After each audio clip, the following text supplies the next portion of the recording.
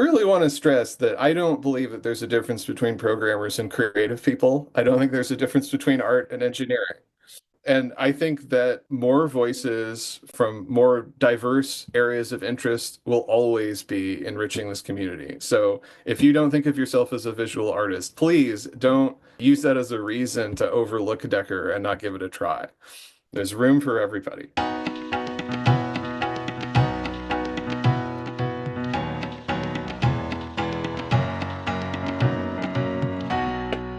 Welcome to episode 96 of Arraycast. I'm your host, Connor, and today with us we have three panelists as well as a returning guest. We will get to introducing him in a couple seconds, but first we're going to do brief introductions. We'll start with Bob, then go to Marshall, and finish with Adam. I'm Bob Terrio. I am a J enthusiast, and Happy New Year, everybody, even though it's now, 4 days into the new year by the time, or 2 days into the new year by the time this airs. I've lost track. Anyway, hopefully a good year. I'm Adam Brodzewski. I work with Wayfarer Array Languages, specifically one, APL. That's what I do. I'm Marshall Lockbaum. I've worked with many array languages. I'm the designer of BQN. And as mentioned before, my name is Connor, array language enthusiast, massive fan of all the array languages. Happy New Year. And I don't think we have any announcements today, so we are going to hop straight into introducing our guest, who you just heard, I believe in episode 95. We introduced them, John Earnest. I was actually looking at the APL wiki of the Arraycast episode lists, and I think in your introduction last episode, I mentioned you were a two-time guest of episode 41 and 43, where you talked about the versions of K, Lil Decker, and OK. But then I was just looking, I'm not sure how I missed this. You were also on episode 53, not as a guest, but in the featured guest column, but it says guest panelist. So I missed that. Episode 53, it says the title of the episode was What is the Problem? Apparently I brought a problem to the podcast, and then we talked about how to solve it in different array languages. Anyways, I'm not sure. I guess this is your fifth appearance. You've been a three-time guest, a one-time guest panelist. I guess I don't know what the difference between a guest and guest panelist. Have we talked about this on the show? I'm not sure, John, if you want to weigh in today. You're a guest, not a guest panelist. What makes the difference of a guest versus guest panelist? Well, it's very important for filing your taxes. Okay, well, I haven't done any taxes with respect to Arraycast, so you're going to have to give me some tips afterwards. Shouldn't reveal these things, Connor. Sorry? Don't let the tax authorities know that. Uh-oh. Well, I mean, they'll come after me if they need to. Yeah, and in cases of panelist, guest panelist, guest panelist, head panelist, lead panelist, guest host, I always defer to Marshall. He is the regulator of such hierarchies. Someday we'll have a guest bouncer. We don't need one as long as we've got you. All right, well, I think today the topic is we're going to get some updates on Lil Decker. I mean, we'll throw it straight over to John, because I think you're bringing the topics that we're going to be chatting about. So I guess I'm throwing it over to you, and you launch us off. Sure. Well, quite a lot has happened since Decker was originally released. Just for brief background, if anybody hasn't watched the previous episodes, Decker is a multimedia sketchpad computing environment. It's a little bit like an IDE. It's a little bit like a paint program. And a lot of people say that it reminds them a lot of HyperCard. You can use it to make toys and games or useful applications. Quite a few people use it for building interactive fiction and visual novels and things of that nature. And the reason that I'm talking about it on this podcast is that the scripting language that's available in Decker, which is called Lil, is a direct descendant of Q. It is a programming language that sort of makes itself appear like a more conventional imperative language, but it's secretly a functional language, but it's secretly an array language. And it allows people to kind of ease themselves into programming with this paradigm.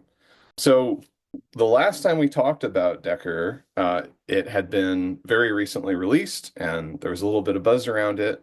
And now we've got a bit over 2 years of people actively using it and building things with it, and I've been continuously improving the system as it goes along. Lil, the language, has evolved quite a bit in sort of generalizations of things, corrected the semantics of some stuff, added some nice features. A lot of the things that I find most interesting about it sort of center around its query language, which is a little bit like QSQL, but more general. And also some interesting side tracks like the fact that I wrote an implementation of Lil in awk, so that it's runnable on literally any POSIX environment, even if you don't have access to a C compiler. And Decker has evolved in some pretty dramatic ways as well. There's a new mechanism for user-defined interactive components. There's improved color support, and there's I added a system that lets you sort of break out of the usual sandbox of Decker. Um, the facility is called the Danger Zone. And of course, there have been many fantastic things that people have built with Decker, and lots and lots of minor features along the way. So that's sort of a sample platter. What would you guys like to talk about? Well, first of all, you've built. I mean, you mentioned it, but we're definitely gonna immediately circle right back to it. And I'm already searching on GitHub, but I haven't found it in the time that you were chatting. You wrote an implementation of Lil in awk. Is this available on the interwebs so that I can look at it? That seems wild. Yeah, if you go to the Decker repository on GitHub, if you go inside the tools directory and source under awk, there's Lila. And there's also a post on my blog on beyondloom.com, um, that's about the name's Lila. 2,381 lines, folks. That is wow. It's a pretty substantial awk program. So I guess for the uninitiated, awk is a very pleasant scripting language that is probably the most general purpose scripting language that's part of the POSIX standard. On any Nix, any BSD, and increasingly on Windows, you'll have access to some form of awk. There's even an awk in BusyBox. It's mainly intended for doing sort of columnar text processing and has a lot of features that are geared towards that, but it has floating point arithmetic, it has associative arrays, it has the normal collection of control flow structures. So, it's significantly better than just Turing complete. And so it turns out that you can build up I can build up something that's compatible with Lil's normal internal virtual machine on top of that substrate. And then the only reason that it's as long as it is because it's not just the interpreter, but it's also a hefty chunk of Lil's standard library as well. Things like the array interface for manipulating binary data, or the image interface that can do image manipulation, operations, things that are kind of bread and butter when you're doing practical scripting with Lil. This is insane. This is very impressive. That I would have never thought. I mean, it's a general purpose programming language, I guess, so you can do whatever you want in it. But I've never heard of anyone using it as an implementation language for an interpreter. It's typically a command line. It goes next to sed and stuff like that. Yeah. Yeah, well, I mean, it's definitely, I believe sed is also Turing complete in a somewhat more strained sense. But I mean, awk is truly general purpose. You've got facilities for reading files and, shelling out to commands. I was originally thinking about this from the perspective of just a kind of a portability thing, trying to expand the range of platforms that you could use this language on more easily. And I initially had extremely low expectations in terms of the kind of performance I would be able to get out of implementing an interpreter in Bash or awk. I originally wanted to target Bash, but when I took a survey of all of the computers that I have available, some of them had quite old versions of Bash that had very, very limited support for associative arrays even. So I would have had to do everything with string manipulation. And Bash doesn't intrinsically have support for floating point numbers, which would have been another huge pain point. I could have shelled out to DC and BC to do that from Bash. There have been a few program generation approaches that tackle it that way, but BC and DC are not anywhere close to as omnipresent as awk. But if I was writing it mostly in Bash but shelling out to awk, it seemed very silly because awk is a much nicer programming language than Bash. So I just wrote the whole thing in pure awk. There are a few like little fiddly bits that it has to shell out to something external, but there's basically no core functionality that does that. It's just one awk process. It's kind of terrifying how fast the end result is. It's like quite usable on even some of the humblest machines in my arsenal. It's a very impressive piece of work just from glancing at it. So I mean, we'll make sure to put the link to this exact file, lila.awk, if folks want to take a look at this and be inspired. I mean, what language was or actually different question. How many languages has Lil been implemented, including awk? Well, there's three implementations of Lil that I maintain. There's the C implementation, the JavaScript implementation, and the awk implementation. I built the JavaScript one first because it was sort of a more pliable material than C, and then I rewrote it in C, and now I maintain them in lockstep. I find that that's not very much more difficult than transpiling one implementation to multiple platforms. Occasionally, I make a little, consistency mistake, but I have pretty good coverage for test coverage for the Lil interpreter, and it isn't really that much of a problem.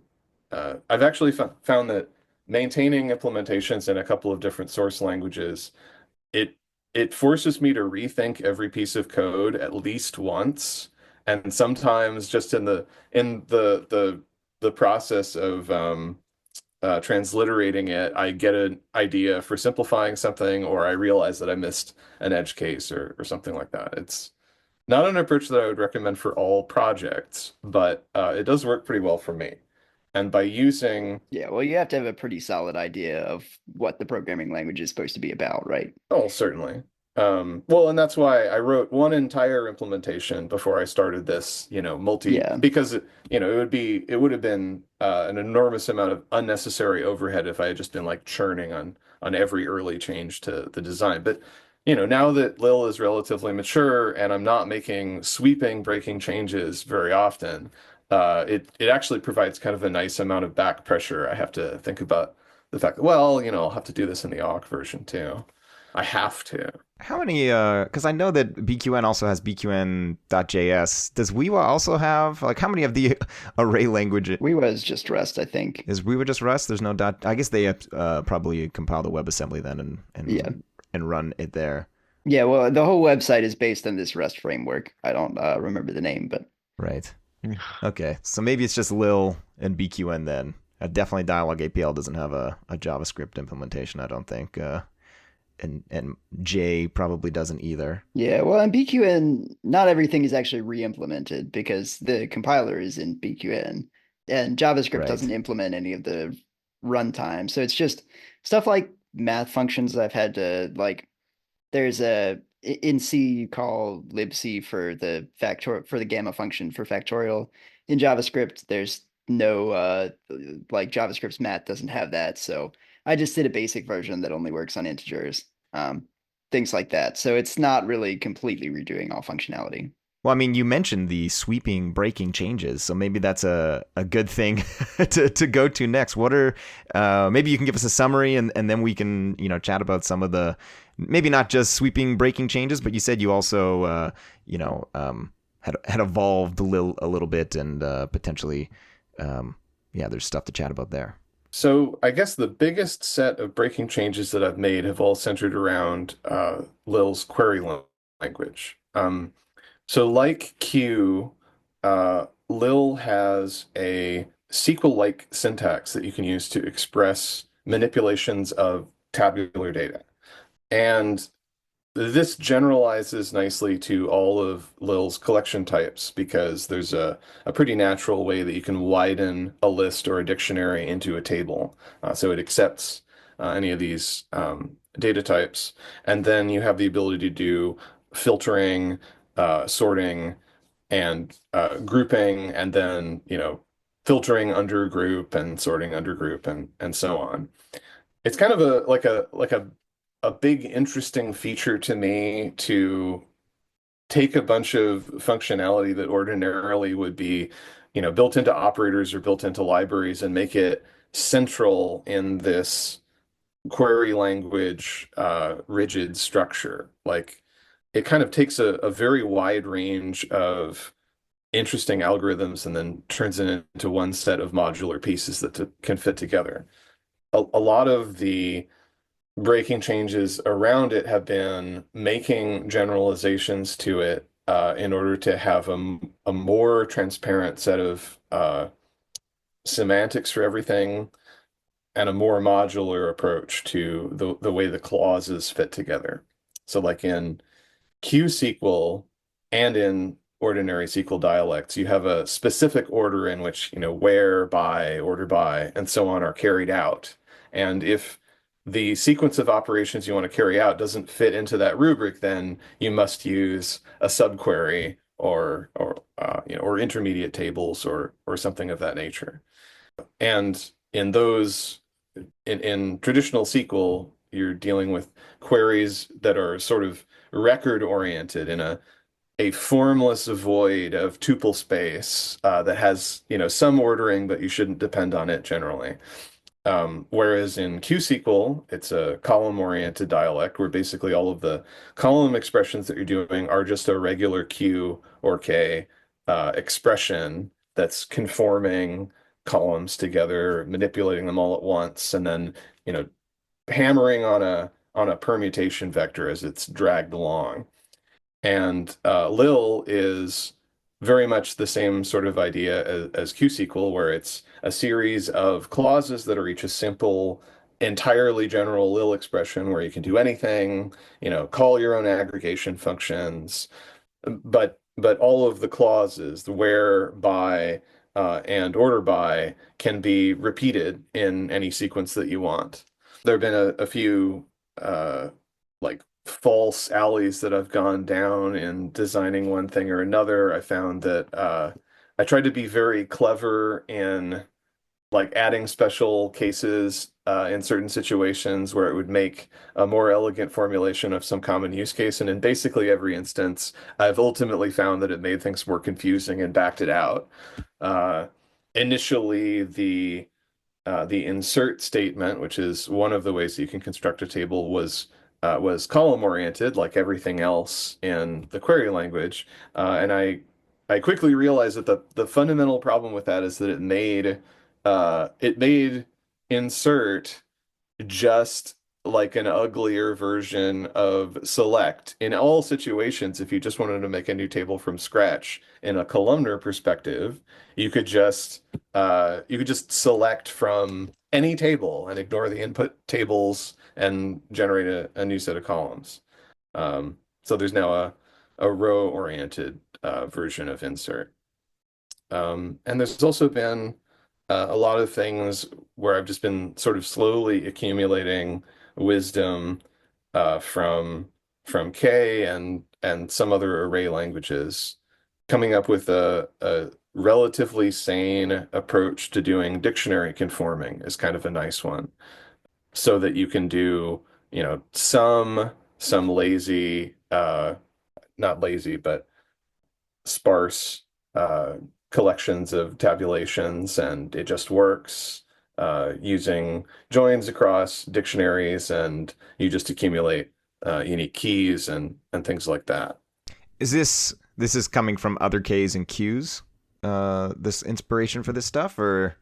Yeah, so K6 leaned and K5 leaned pretty hard on the idea of having like a real algebra over the dictionary data type. In early Ks, dictionaries were a very rudimentary data type where you could index into a dictionary, you could construct a dictionary, you could tear it apart, and of course you could match an entire dictionary against another entire dictionary like any data type.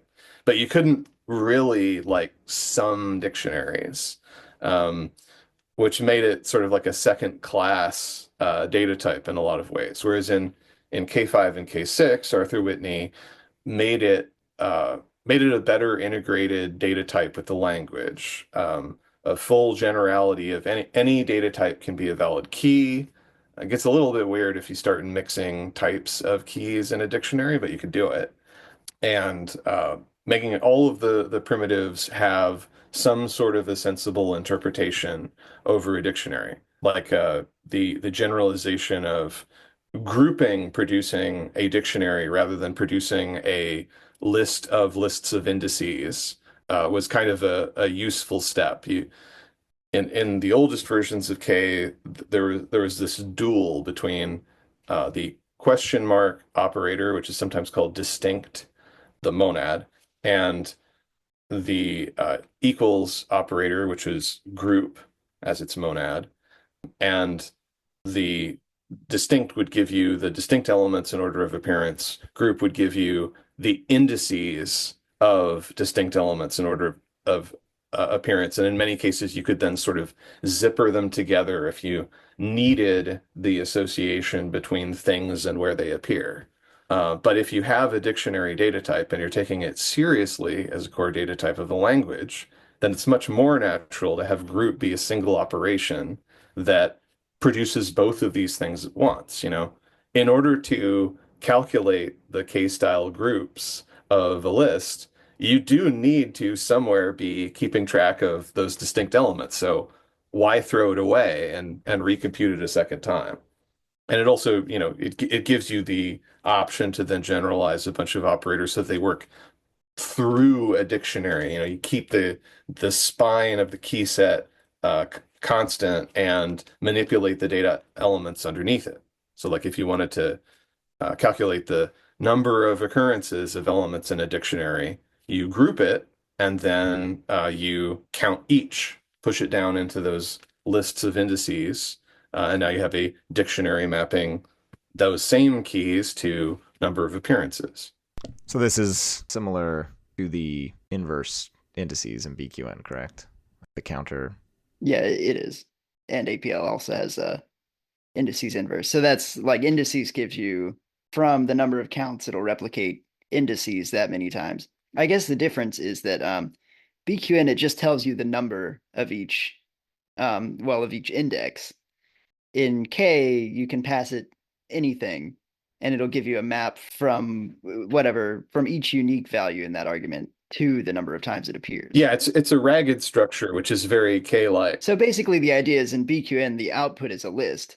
So its keys are the number 0, 1, 2, and so on. So BQN is only allowed to count those numbers. And K counts anything and gives you a dictionary out. So it's kind of more general. I think that Dialog APL has key, which is like it's not quite the same operation, but it's similar. Because it's sort of Adam, you can. Yeah, but it allows you to do that thing you would do with a dictionary, right? You say you get the dictionary, and then you could do something on each one of them, whereas key takes an operand and directly does that thing on each one immediately. So you don't go via a dictionary, you go directly to the end product. Although it has potential performance problems because Yeah, well, and it's based on J's key, but it adds a bunch of stuff. So yeah, it gets very complicated. Yeah. Yeah, well, in practice, it often goes via the unique elements and indices of each. Yeah, but it's a bit more rigid, but just the whole point is that I think I touched on this a little bit in the last episode. Just if you add dictionaries as a serious data type to the APL framework, then it leads you to start thinking about a lot of interesting generalizations of the existing verbs and adverbs and things. which is a reason I think we should not add dictionaries to APL. It would be the wrong move. It's a different language. You don't try to patch up things we have with a new type all of a sudden. It has to be thought of from the outset. Well, and I mean that's why K exists as a separate language, and Well, all of them. Yeah. Yeah, well, so far there's only one Lil, and I'm not really intending on making a Lil 2 or a Lil 5. You say that now. You say that now.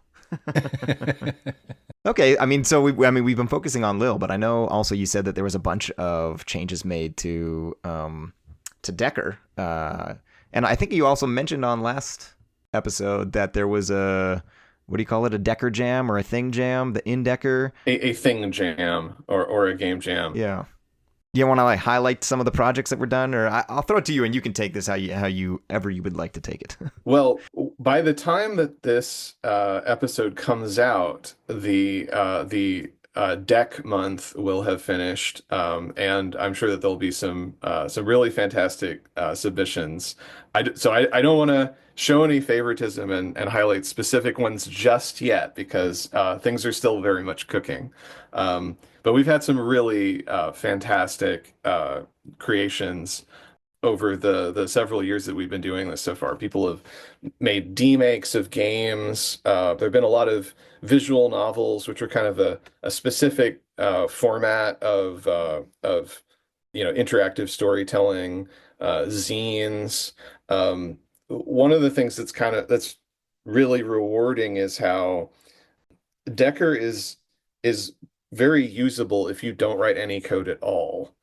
There's kind of like layers you can build up as you take advantage of more and more of the things it can do and having more interactivity in things.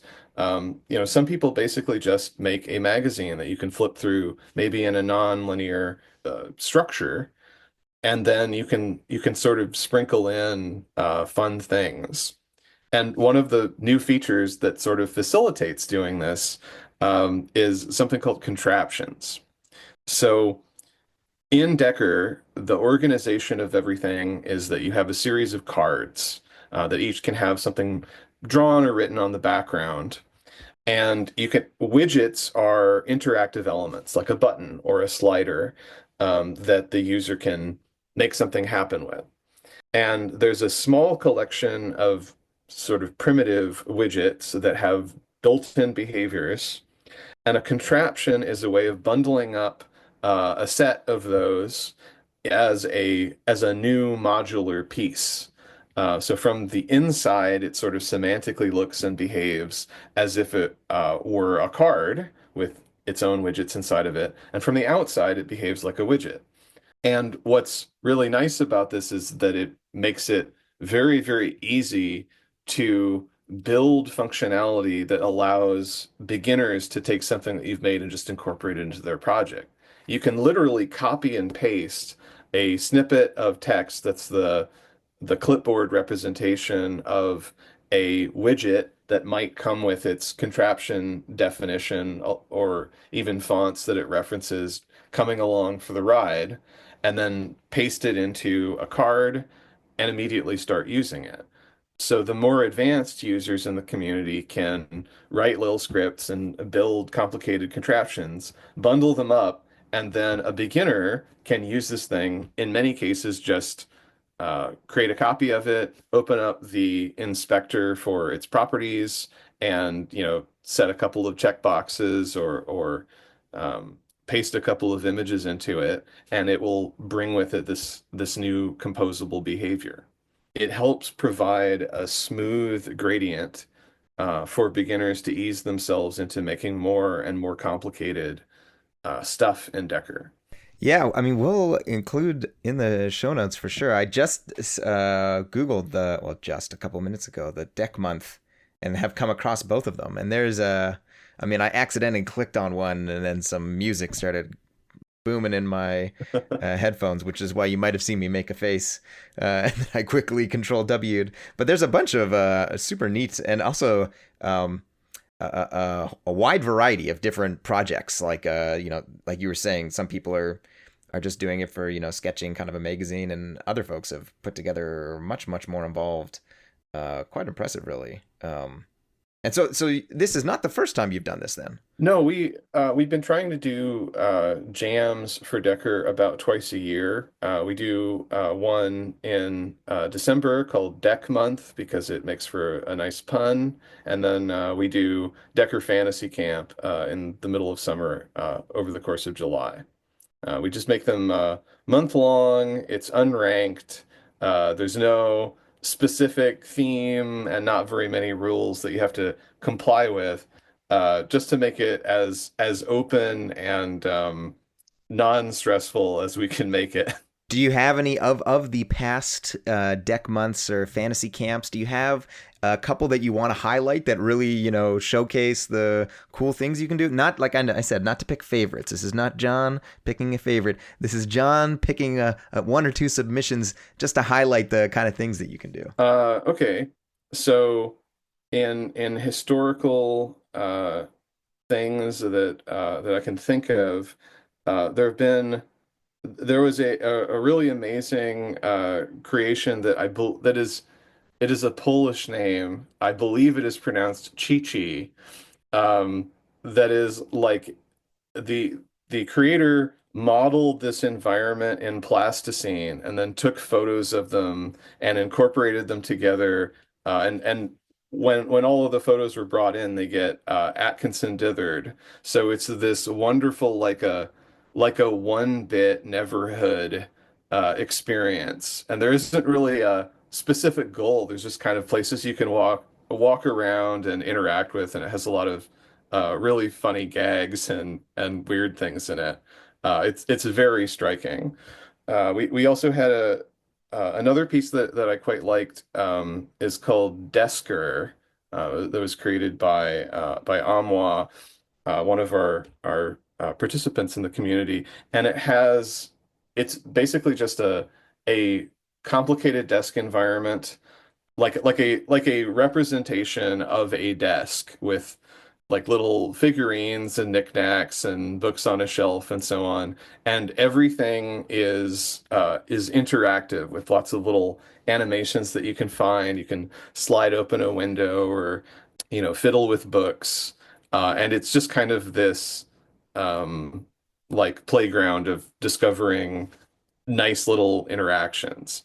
And also it was one of the first really nice decks to take advantage of working with 16 colors in Decker.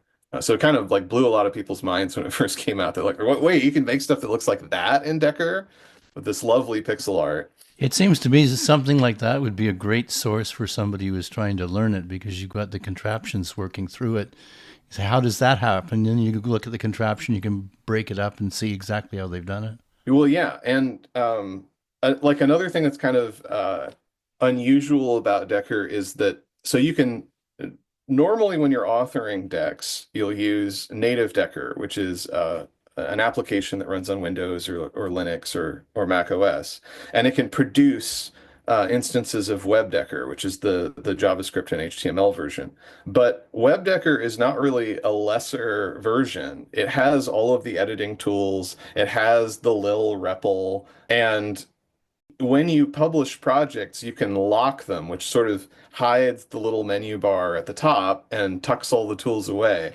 But it's very easy to bring them all back. And something that I have seen an increasing number of decks do over the years is start out locked so they could just sort of present themselves as a game or something. But like when you get to the end, they'll unlock themselves and you can click on a button and then pick it apart and explore it. And sometimes people even have kind of elaborate behind the scenes areas where they have, leftover things that they were working on or scribbled sketches or notes.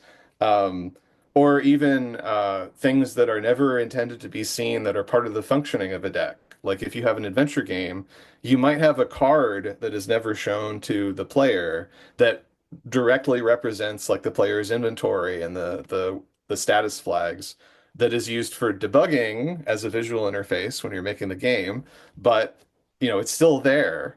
All of the data inside of a Decker project is sort of reified in widgets. If you want anything to be persistent, it lives somewhere physically in the deck, which is kind of a nice property.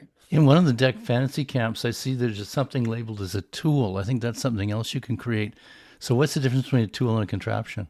Well, tool is just kind of it's how somebody chooses to describe their whole project. Like you can make decks that that read and write files, that compose music. I made a reasonably popular deck called Wiggly Paint, which is just a weird paint program that happens to be built inside of Decker, and it's all just kind of a choice of perspective on it because it's this plastic environment. When you're designing things, you can sort of make things that are like turnkey applications, like if you're locking a deck, but also if it doesn't matter very much for the experience, you can just leave the tools enabled. And instead of having configuration options, instead of like giving your application a dark mode or something, just let the player, uh, just let the user make those superficial changes. If they would rather have the toolbar on the left instead of the right, just switch to widgets mode and drag it around. If they don't like the palette, just change it. And with Lil, they can make substantial changes, not just, cosmetic ones. There can be real functionality they can change in something that's been created. Well, you have as much power as the creator of the deck, right? Yeah. Exactly. Well, and in many cases, there's just things that we think of as being a necessary part of writing application software that just like is not relevant. Like there's no code involved in setting up a user interface in Decker. You just draw it and drag out some widgets. There's no code that you need to write to serialize your application because there's even under scripted control. You can just save the current deck whenever you want. And the deck already is this data serialization mechanism. Since all of the persistent state of a program is embodied in widgets, in between every frame of executing a deck, there is a checkpoint that can be taken if you want to, and you could restore the deck to exactly how it was. Has Decker ever been used in education? So far, I have read a couple of papers about it being included in some game design programs, and I've talked to a number of educators who are interested in using it in that way. As of yet, there aren't like huge developments for that, but if anybody is listening to this podcast, so they're a teacher, they want to incorporate Decker into their lesson plan, please reach out. I would love to help you. Because it seems to me that because it has these different aspects of a computing language, like functional or imperative, and all these things combined, it seems to me that if you were trying to give somebody a sense of the interfaces between those different styles, this might be a good way to, basically immerse them in it. I think so. Well, and also just, easing yourself into needing to program, but also having this programming language that is generally pretty simple, but very much designed around an incremental learning experience. As you try to do more complicated things with Lil, you can take advantage of more of its sophisticated functionality, and your programs stay about as concise as they get more and more powerful. I think that incorporating ideas from APL languages, the APL family languages, is just like completely obvious when the goal is to create something that is highly expressive. Of course, the biggest philosophical decision and what probably makes Lil less exciting to a lot of people who are excited by array languages is the choice to use tokens that are words rather than symbols. This is something that's very near and dear to all of our hearts, although it's a little bit different coming as a K programmer and being used to being shackled to an ASCII character set. I do think, of course, that the more concise notation of array languages can be very beautiful, but it is unambiguously the case that learning to type these new character sets, working with the tooling, the fonts, the keyboard layouts can be a barrier to this stuff. It's a trade-off that isn't going to please everybody, but I hope that that Lil will be powerful enough to satisfy many people, and that some people will be excited by Lil and then more excited if they try J or K or APL or maybe even something else. It would be an entry drug. Yes. So wait, to I guess drill down on exactly what the barrier is, or in your opinion, because you mentioned typing, but technically J and K, and I guess we'll ignore Q because Q is actually similar to Lil in that it uses keywords. Those technically are all ASCII symbols. Yes. So there's no. It's definitely, it's not a step function, it's a gradient, right? There's a bit more memorization, there's a bit more getting used to reading things character by character and line by line rather than skimming. There's a little bit more grippable mnemonic value to terse names over opaque symbols, although as I've talked about in the past, it is like you do just have to memorize a few things in K and then you can read it. It's a learnable skill, and no programming language is truly intuitive. It's just some things are closer to stuff that you've seen before. Lil is designed to look like programming languages that people have seen before. It is specifically visually modeled after Lua, but semantically, it's very, very similar to Q. So I'm kind of just tricking people into trying something that's very different from what they might be used to by putting it in an appealing wrapper. You're only tricking people if you say that Q syntax necessarily goes along with Q semantics. I mean, is your programming language so of course it is a hybrid of two existing things, but does that mean it's less natural than either of those on their own, the mainstream syntax and the array semantics? I don't necessarily think so. I mean, I think it's a pretty reasonable balancing point. And some people like it, so I don't think it's been a failure. Yeah. Something I've been thinking about is that the contraptions and widgets you talked about, I mean, these are really very similar to objects and fields, aren't they? I mean, kind of. Because a widget is how you store state. A field of an object is in Java how you store state. So it's you might call it a different presentation of the same not underlying system, or the same goals that you're trying to accomplish. I mean, they definitely have like a character to them of an abstract data type. It's not exactly or object oriented, but there's similar ideas there, Yeah, well, it's kind of objects without classes for one thing. or with exactly one layer of hierarchy in terms of a prototype and an instantiation. So you can like define a type of contraption and then have multiple individual ones. Yeah, Yeah. the naming convention is a prototype is the design of the thing, and then the contraption is the instance of the design. Yeah. I definitely wrangled with an appropriately fitting terminology for those for quite a while, but I could have called them classes and objects. Yeah.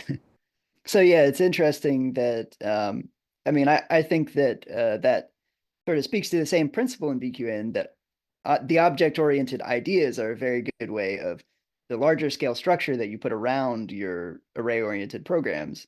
And I mean, I think the idea that the state goes into widgets, that you're very carefully controlling where mutation can happen. That's another important idea. You only want to have mutation at the large scale, and at the small scale, as much as possible, you want to keep the state out. Yeah. So Lil, all of the primitive operators and primitive data types in Lil are functional. Side effect, you write most of your programs without any side effects except for stashing stuff in Decker's object model explicitly. Yeah, and so actually it's a really cool step to say that, you know, not only does the stateful computation have to be explicit, it also has to be visual. Like you have to have somewhere in the deck that you can go and see that state. Mhm. So yeah, that's an interesting presentation of that idea for organization. Yeah, and it allows you to sort of spatially reason about things in a way that I find like it's very different in a traditional debugger or a small talk image or something like that, where you have hierarchy and a lot of facilities for gaining visibility into things, but it's sort of like mentally it's a hierarchy, or it's a soup. It's not like a building with rooms. Well, I mean, the whole goal is to make it like so easy, as easy as possible to have, objects interacting and state. And it's like, so the goal is, instead of to keep your code from becoming spaghetti to make spaghetti work as well as possible. To make ravioli, Maybe, yeah. you want to encapsulate it in modular pieces that you can move from place to place. Yeah, so to have some fractal spaghetti where, you zoom in and there's more spaghetti, but the spaghetti in a given region is fairly localized. Mhm. But the idea like that, everything is an object idea. Well, do you really want everything to be an object? Maybe if your objects are good enough to accommodate a functional style, but maybe instead you want to say, well, no, only use objects when you really need to, and that's when you have state that needs to hang around. Yeah, and I mean from that perspective, it's just that the parts of Decker and Lil that are mutable and stateful are a little bit object oriented, and the rest of it is highly functional. Your computation is functional. Your state is reified. Yeah. And from like a pedagogical or like a learning aspect of it, you start out with being able to do drag and drop, so that by the time you've already done some really simple manipulations, and then you think I'd like to do a little more. You've got a motivation to learn something more, and it just pulls you into it that way. I think that's really powerful. And you never have to give up the drag and drop.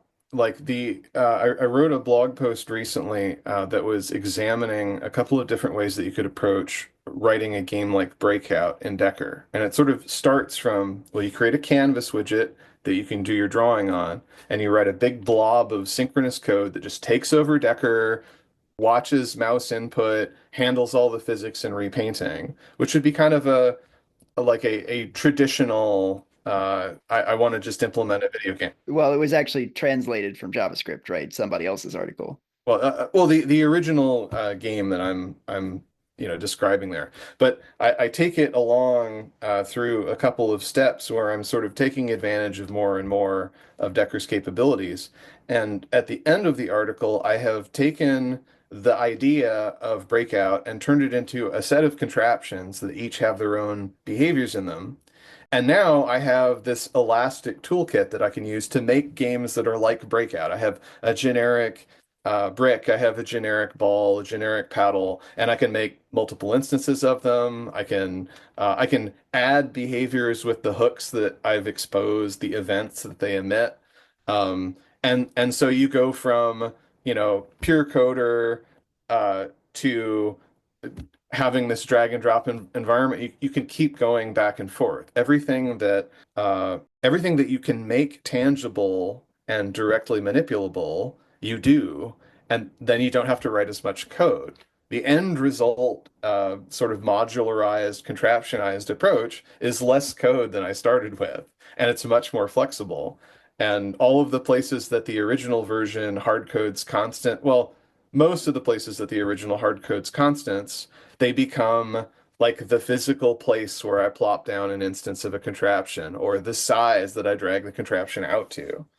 And there's only just a handful of things like the ball velocity that still have to be instantiated in a more concrete way inside literally a field that lives inside of the ball.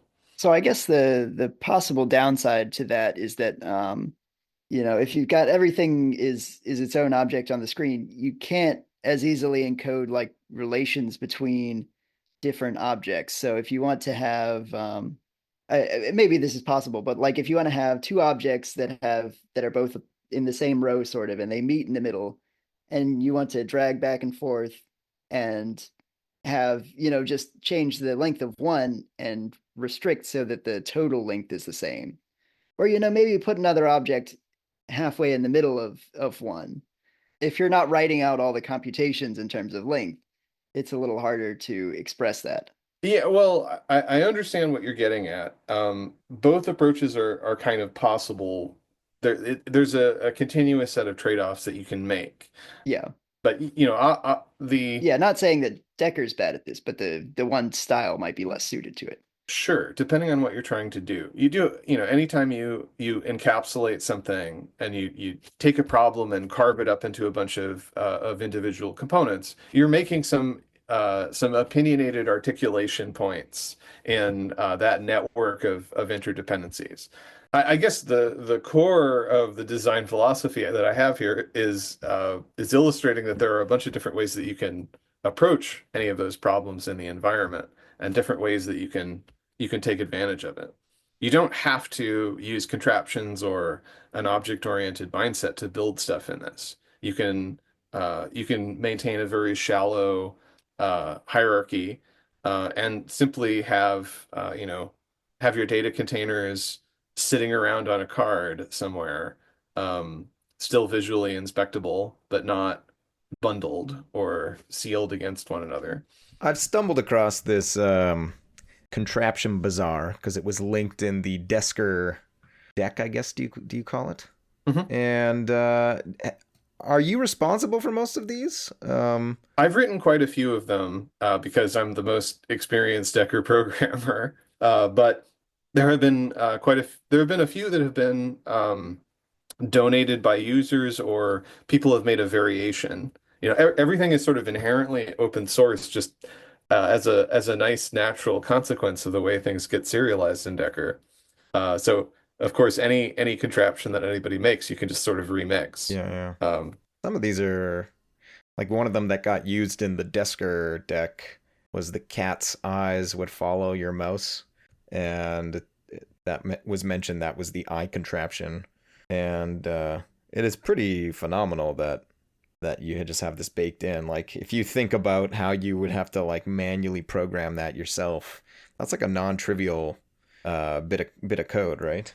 Well, and a bunch of them, these pieces all they're parameterized in various different ways. So like the eye widget knows about a bounding box, and you copy and paste any image that you've drawn in Decker into it to serve as a pupil for the eye.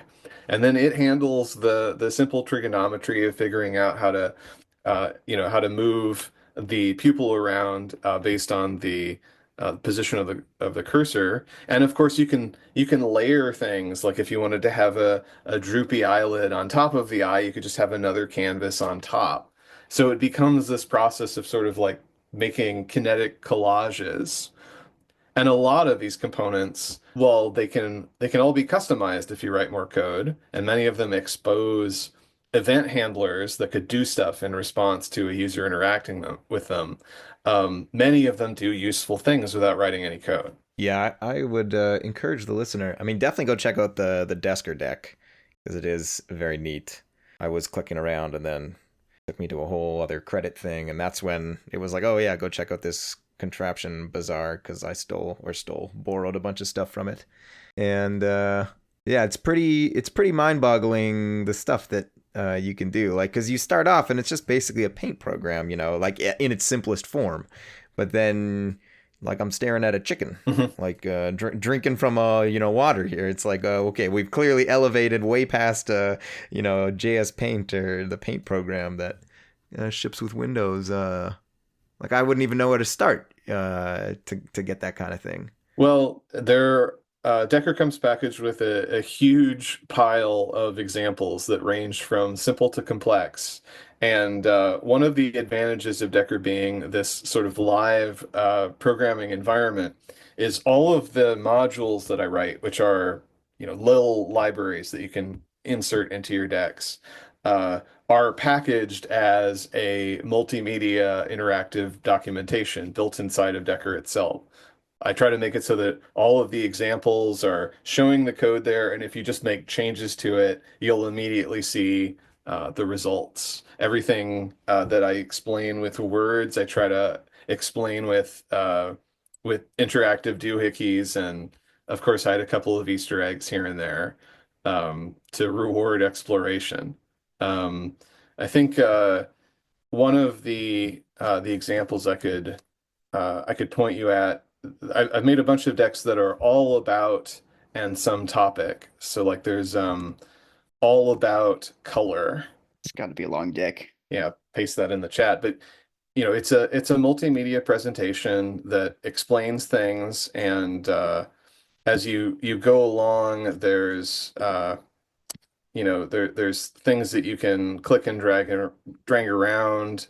As it gets more sophisticated, there's more code, and this comes along with a module that includes a bunch of utility functions for manipulating colors, like converting between hue saturation value to red, green, blue, and parsing CSS colors. This sounds closer to Brett Victor's approaches to closing that interactive loop to be able to learn something. A bit. I don't really know what Brett Victor would think of Decker. I think he would probably be annoyed that it was constrained to a glowing rectangle, but sometimes rectangles are good. Yeah, there have to be constraints. I guess the other thing I was wondering about, there was a really large HyperCard community. And it was really interesting because by and large, it was people who may not have been computer programmers, and they were more looking at applications and creating things that were useful to them.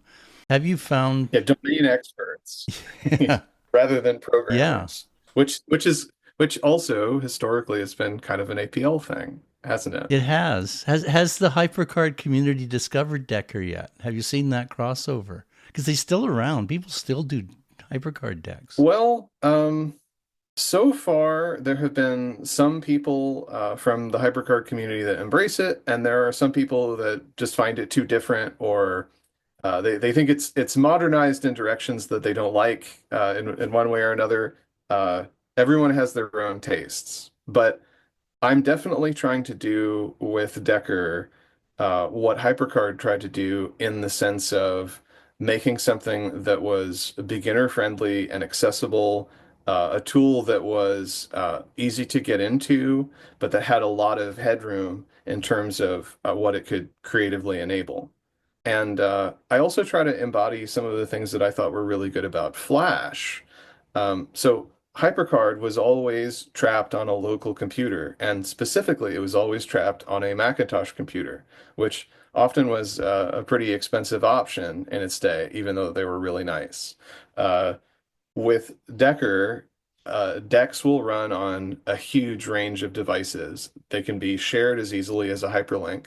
And I've been making a lot of effort to try to make the Decker platform grow both forwards and backwards in time, in a sense. I'm continuously trying to get it to be usable on older devices that might be considered e-waste, as well as newer devices, so that no matter what you have gathering dust in your closet or whatever you fished out of a trash can, ideally you should be able to run Decker on that and try other people's decks on that.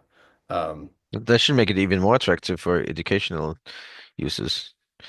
Sure, in some countries they might have the resources for providing the very best hardware for every child, but in lots of places in the world they can't necessarily afford that, being able to run on old things. Right, and so for example, Decker takes advantage of a mouse with a scroll wheel and everything if you have one, but the entire application is designed so that it can be fully used on tablet devices. It has a custom soft keyboard, everything that you can do with a mouse, you can also do with gestures. There are certain like minor things that I've intentionally left out of the system because they would, in my opinion, lead to making decks that would be less accessible on touch devices. Like, for example, I've so far intentionally included hover-based functionality because if you're using a touch screen, there's not really such a thing as a hover event.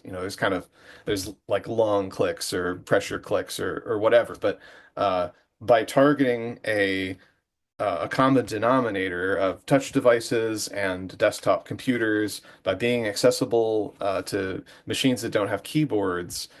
This means that if somebody buys the cheapest Android tablet they can get on AliExpress, there's a pretty good chance that you can at least get WebDecker working on it. And in the future, I want to have a native Android version that will mean that even on very, very humble hardware, you'll get a good editing experience, as good as I can do. So does that mean you don't have hover functionality in Decker? Not currently, but I should point out that if you really want to do something like that, there are ways to get around it. So I touched earlier on the danger zone.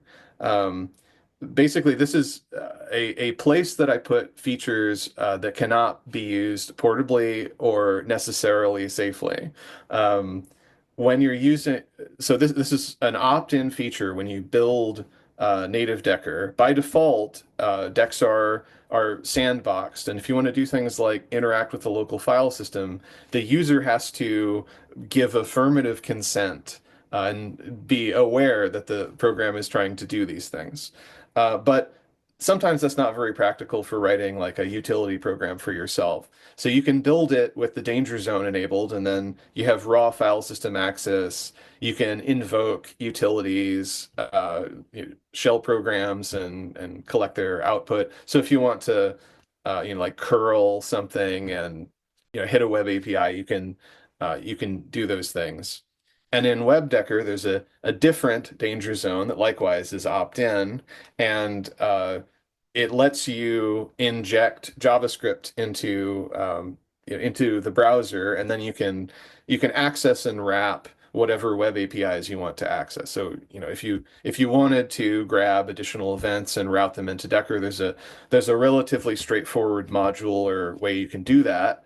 But the cost, of course, is that if you take advantage of low-level JavaScript features, then you're welding yourself to a web browser, and those same experiences will not work in native Decker. So there's I provide a platform that has a uniform portable substrate that, to the best of my efforts, works consistently on all of these platforms. And then on a specific platform, if you want to opt into more, there are mechanisms that you can do that. So, John, why do you do all of this? Like, is it exploration? Is it invention? Is it just creativity? Is that what your motivation is? Well, it's because I want there to be an easier way to make interactive stuff and share it. Like I was starting to allude to, what Flash had different than HyperCard was that it was so much easier to share things made with Flash.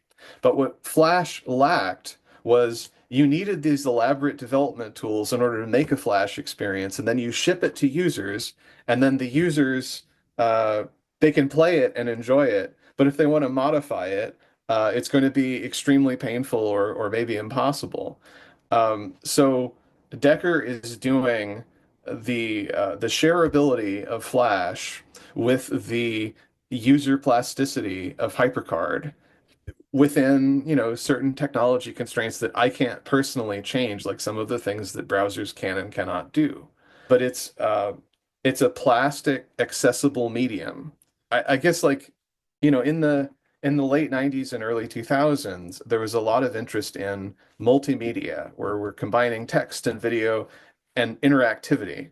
And even though web browsers clearly have all of the latent capabilities to build multimedia experiences, and some people have made some really fantastic, educational websites that work that way, in most of the places that an end user can, like, host this dreaded word content online, it has to be a picture or a video or an audio file or text.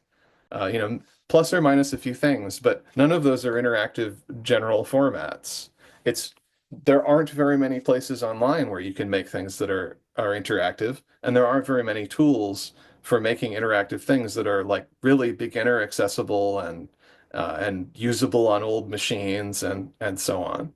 It's not a completely barren environment. There are tools that I found as inspirations, like PuzzleScript, like Pico 8, like Bitsy, like Twine, and I've been, over time, since in some cases Decker is kind of more general than Twine or Bitsy, I've been working on bridges to allow you to use those tools together. But there's a lot of room at the bottom, and a lot of ways that we could empower computer users to be more creative and have a greater ability to just cook home meals and tailor their computing environments to their own needs and preferences. And you've called the bridge between Twine to Decker Twee, which I get to say, which I love that word, Twee. Yeah, just I guess as another piece of background, Twine is a very popular environment for making choice-based interactive fiction. It lets you sort of author your game in a nice graph editor, and there are a variety of different plugins you can use that sort of give you different languages and markups for describing games. And I made a plugin for Twine and an associated module for Decker that gives you a common story format that both of those environments can work in. So you can author a choice-based game in Twine and then bring it into Decker and mix it with Decker's multimedia capabilities. Or you could simply write a game in Twine, but have access to Lil if that's something that you like. Adam, I think you had a question or a comment earlier. I'm not sure if you've. That was just a technicality. You mentioned the example of these eyes following the mouse. Oh, I was going to ask the same thing. I don't know what Marshall wanted to ask about We it. want to know what happens on a touch screen. Yeah. Well, I mean, that's an example of something that like I can't perfectly abstract all of the differences between these things. There is a interface that you have access to from Decker called Pointer, which gives you information about like the last place that the cursor was seen. So like on touch screens, you don't necessarily get a continuous access to it, and so it'll just be pointing at like the last place that you've tapped or swiped or something. And on a desktop machine, you always have a cursor somewhere, so the behavior is a little bit different. But I try to make it so that as much as possible, the building blocks that you have tend to work the same in different environments with certain escape hatches that are just necessary. Like an example of this would be Decker does not directly expose keyboard down events or keyboard up events. You don't have raw information about a keyboard because Decker is used on devices that don't necessarily have keyboards. But you can associate buttons with shortcuts. So you could have a physical button on screen that you could tap, or you could hit some key on your keyboard that does the same thing as clicking it. And if you really want to, you could hide those buttons or tuck them away off the edges of the card and just pretend that you have a keyboard-driven game. So that's an example of where the defaults are accessible. And if you really want, you can sort of contort it into a way that won't work the same on different devices. So in the same way, you could potentially make hover effects as well by tracking the location of the cursor and then painting on top something as if it was a hover effect. Exactly. And a few people have made, contraptions that encapsulate the idea of it's a button that has like a hover label that shows up. It's just not baked into Decker because, it's totally fine if that sort of thing is possible, but it shouldn't be directly on the happy path because it's something that won't work on different devices or won't work the same. How big is the community right now? Just roughly, like, are we talking about tens, hundreds, thousands of people doing it? There are dozens of us. Dozens. More than tens. Yeah, we have a handful of very active users in the community forum and people that are a little bit more in the periphery but consistently making stuff. And every time we host a jam, we get a lot of new first timers. So I would say it's slowly growing. It Because I'm really targeting a lot of people that aren't necessarily programmers, or in many cases aren't necessarily people who think of themselves as like a person who can make games or a person who can make interactive media. There's a real big challenge in outreach to finding people who would be interested in this and nurturing them and allowing them to develop comfort with trying to do something that could be very, very new to them. And of course, we also get some people who are seasoned users of other sorts of tools who have made interactive fiction before or are, just code golf enthusiasts that just want to try a new programming language in this weird environment. Um, there's room for all kinds, but right now a lot of the focus is on people who are just interested in dipping their toes into programming for the first time. And generally, people, from what I've seen in the decks that have been created in some of the contests, highly creative people. not people you would like. Yes. They're not ones. They're definitely and yes and as opposed to no people. They look at things and they try and create things with them. It's quite an interesting environment. Yes. I'm very, very proud of the community that we've managed to build so far, and I have high hopes for what we're going to be able to do over time as the tool gets better, as the educational materials get better, as we successfully outreach into more pockets and communities. And one of the things that's really amazing about these thing jams is every time somebody tries something totally new that nobody has seen before, and there's a lot of discussion around like, wow, you could do that in Decker? I had no idea.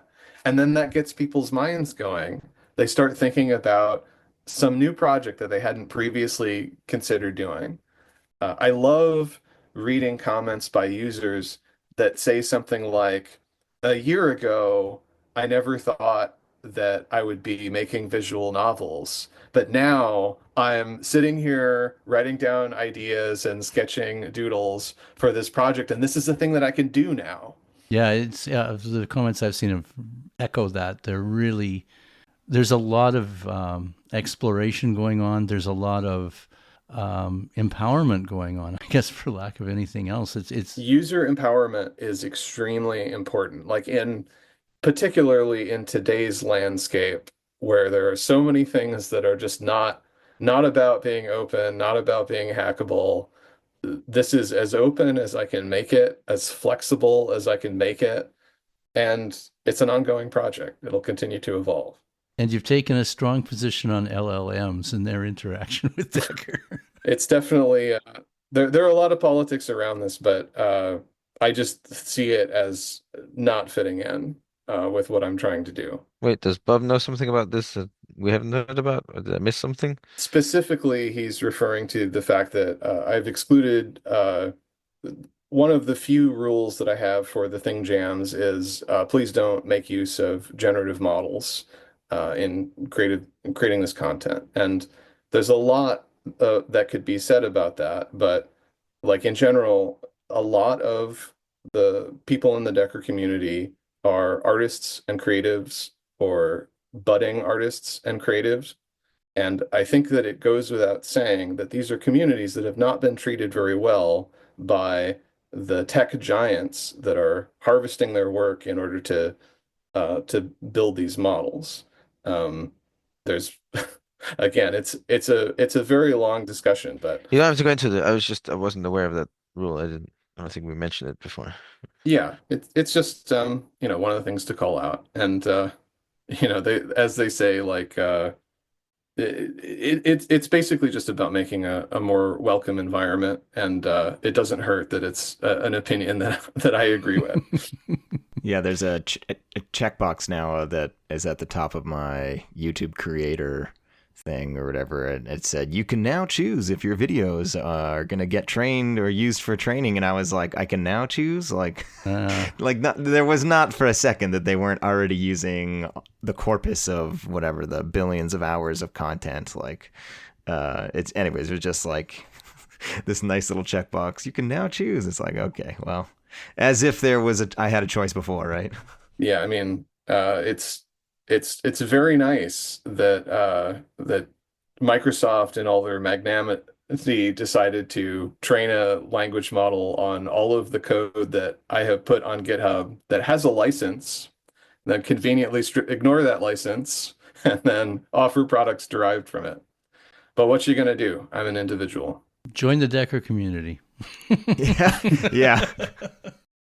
On that note, well, I mean, technically, when this comes out, I think the deck month that is taking place over the month of December will have finished, but there will be future deck months. So maybe the next time you're doing one of these, shoot us a reminder, and we'll make sure to announce it, and hopefully we can get some new people involved. Although, like you said, I guess we have like a good target audience, but you're probably trying to reach people that aren't listening to this podcast on top of the people that are listening to this podcast. But I'm sure that like the creatives, there's a bunch of them somewhere else, you know.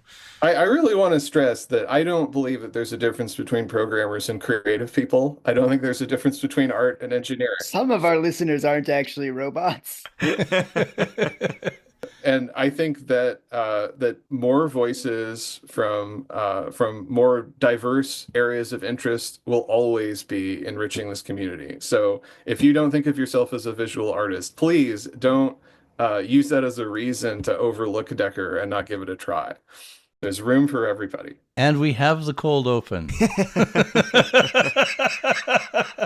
I was going to say that's a perfect way to end this podcast, but I guess it's going to be a perfect way to start this podcast as well. Bookends. If you have questions, comments, thoughts, you can reach us at contact@arraycast.com. We are happy. We are interactive. We are willing to take your suggestions and almost as interactive as these decks on John's website. oh, we have our interactivity loop is a little extended from that. It's not quite that immediate, but we are interactive. We do respond. We do read all the comments coming in, and we thank people who send them in, and we thank our two transcribers, Igor and Sanjay, for the work that they do as well as Adam, who does the initial pass and puts all the nice timestamps on everything. So thanks to everybody for that. Thank you for coming on, John. It's always a blast. And I think, too, now that you are, I think, 4-time guest, 1-time guest panelist, you're up there with, I think, Henry Rich with the most. We're gonna have to use, you know, that group function to get a key value pair count of guests and appearances to figure out who's sitting at the top. But always a blast, and we'll have to have you on again in the future, whether that's to talk about Lil Decker, the new implementation of Lil, and some other language you wouldn't expect, or whatever your next project is. Until next time, thank you so much. This has been a blast. Thanks for having me. And with that, we'll say happy array programming. Happy Happy Array programming.